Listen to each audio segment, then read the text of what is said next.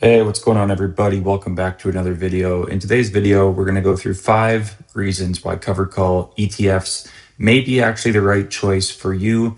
If you're a newer investor considering high yield income ETFs, stick around. This video is for you.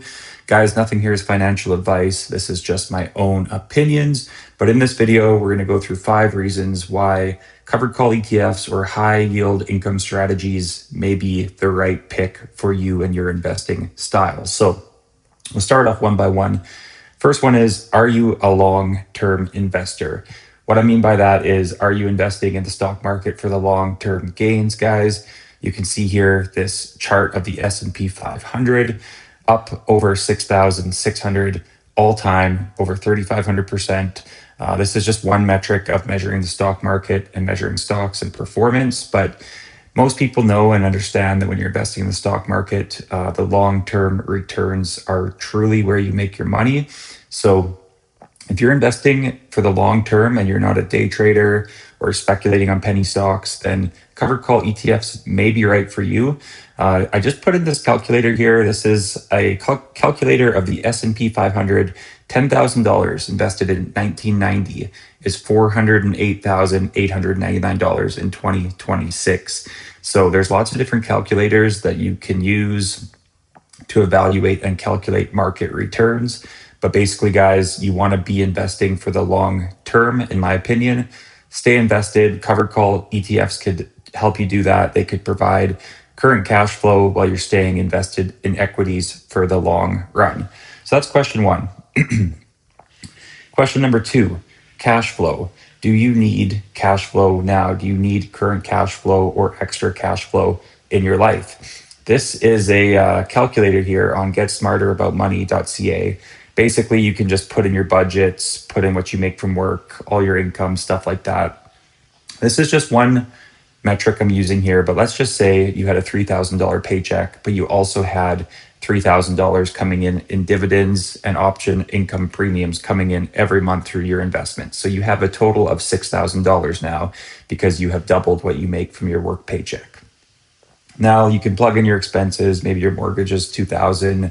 You've got some insurance and groceries. Maybe you've got a vehicle payment, right?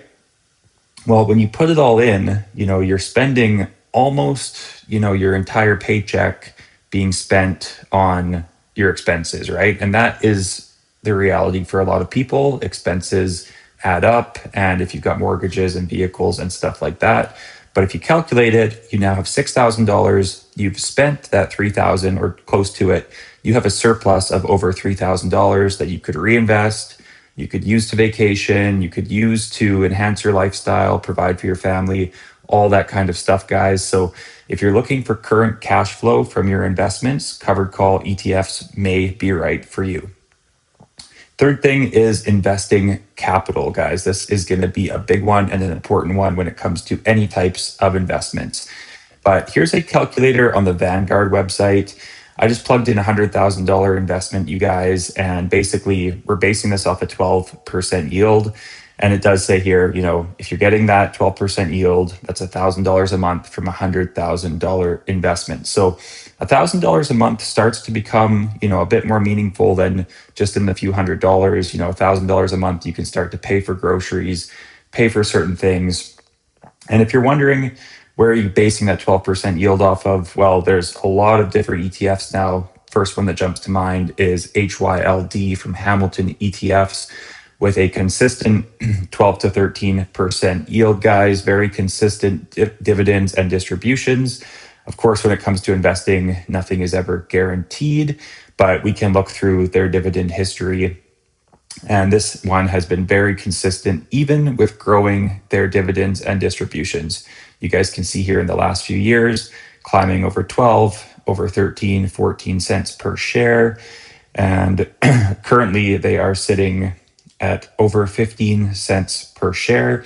So you do have that natural growth in there as well. And then the longer you hold it, the yield on cost of your ownership will go up as well. So that's where we're kind of basing that 12% yield off of. I think there's a lot of different funds and ETFs that you could get that from. Again, do your own research, find the ones that are comfortable for you. but we're going $100,000 with a 12% yield, and that's about $1,000 per month, guys. So investing capital is very, very important, because if you only have $5,000 or $10,000, your current cash flow is going to look a lot different. And there's people who are chasing super high yields with smaller amounts of capital to try to generate that cash flow. The higher you go, if you're chasing a 60, 70% yield or anything like that, the higher you go, the more risk you have to your NAV and your capital, right? So investing capital is important. In my opinion, $100,000 is a great starting point to try to get that current income. If you don't have a large amount of capital to invest, just invest as you can, build it up, but don't pull those dividends out if you can help it. Just keep reinvesting everything. Let that snowball work for you. Not everybody has this amount of money to invest straight away, so you could build that up over time, but consistency and continually plugging that capital into the markets will help. So that is the third thing, guys. Time horizon and retirement is the next thing. What is your time horizon? What is your retirement horizon? Are you planning to keep working? Are you planning for early retirement or financial freedom? When we look at retirement, guys, the average retirement age in Canada is 63 to 65 years old. You're 65, a lot of people start receiving their OAS and old age benefits. Maybe you have a pension or something like that. So if you are planning to work until that age, maybe you could go with a different investing style because you're working and generating income and you don't need that added income. However, that income could help you, as we talked about earlier. And when we look at how many people in Canada are financially free, this is just a quick AI analysis on Google here. But basically, guys, 24% of Canadians are considered financially resilient. So that's over 75% of people here in Canada that are in some level of financial vulnerability or stress. With over 50% of Canadians living paycheck to paycheck and 47% dipping into savings to cover expenses. So, guys, financial literacy is super, super important. Again, it kind of goes back to that capital conversation. You want to be, investing what you can, but you don't want to jeopardize your lifestyle or your savings as well. Have that cushion for yourself, Definition of financial freedom here in Canada, a lot of people would define between 846,000 to 1.1 million. Now, this says in savings. I think, when we talk about high yield investments, we can definitely work with those numbers and drastically change them. But that's going to be the fourth thing, guys, is where is your time horizon? How much capital have you put in? How much do you still need to build up to reach those income goals for yourselves? And if you're planning on working for a long time, maybe there's another investing strategy that you could invest in for now and then switch into a high yield income strategy later on. And the last thing, you guys, is investing style. And we kind of just touched on that. Are you needing that income? Are you wanting that income for various different reasons, lifestyle, expenses, or just to build that dividend snowball? Some people believe in the dividend snowball as an investing style and method. Whether the markets are flat or trending down, you're getting that income every month and you're reinvesting it back in to build your shares, build your net worth, and grow your income. So if you are a dividend style investor or high yield income style investor, this dividend snowball method would work well for you. It is a legitimate investing style. So whether you're taking income to spend or you're reinvesting it, the dividend snowball, it definitely has been proven to work as long as you reinvest a good amount of those dividends. And we are going to go through that as well here, guys. So we're going to go through an example of the dividend snowball. So we've got a calculator here, and I'm just going to plug in 2 ETFs. We'll go on to the dividend calculator. And what we're going to do is go with HDIV and HYLD. Now, these are 2 fairly conservative ETFs, but they're higher yields of over 10% with some natural dividend growth. And we are basically going to go a 5-year investment on $100,000, $50,000 in HDIV, $50,000 in HYLD. And let's say you have 100 grand to invest, you put it in there for 5 years, you don't touch any of the dividends, you just keep them on drip.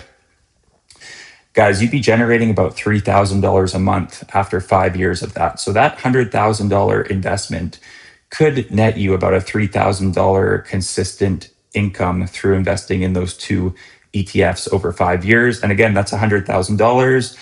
If you don't have a tax-free savings account, you could probably put that in there and just don't touch it, let it grow tax-free.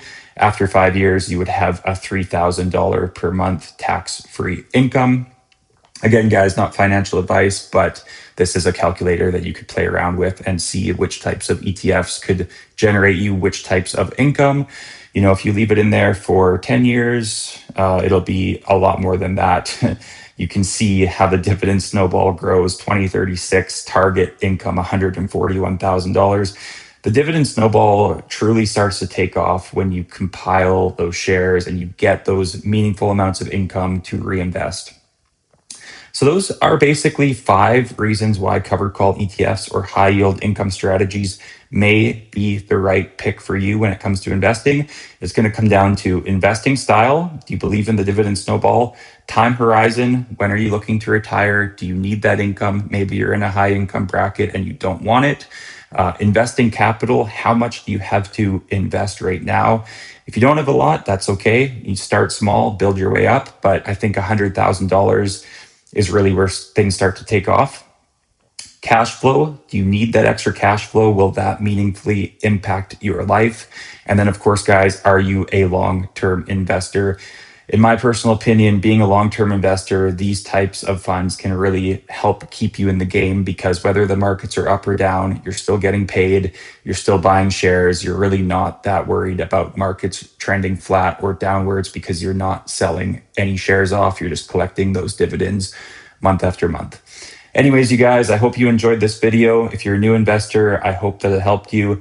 Please subscribe if you're not subscribed. Do me a favor, hit that like button, and I will catch you guys in the next